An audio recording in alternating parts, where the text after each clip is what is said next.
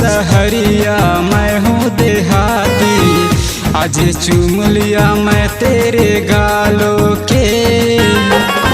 तुम हो सहरिया मैं हूँ देहाती, आज चूम लिया मैं तेरे गालों के।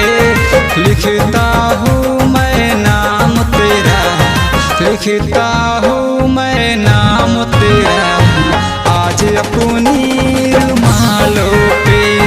लिखता हूँ मैं नाम तेरा, आज अपनी रुमालों पे।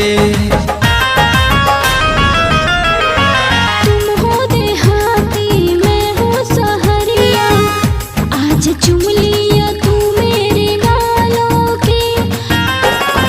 तुम हो देहाती मैं हूँ सहरिया, आज चुम लिया तू मेरे गालों के।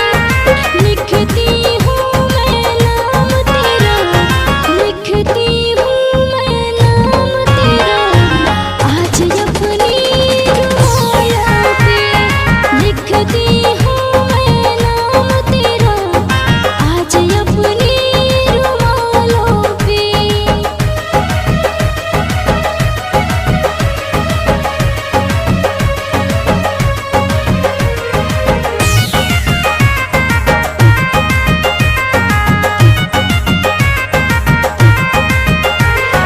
तू सारे महलों की रानी है, ये तेरी खूबसूरत ये जवानी है।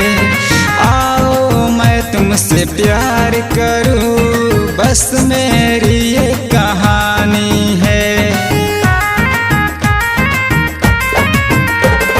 तू सारे महलों की रानी है, ये तेरी खूबसूरत ये जवानी है।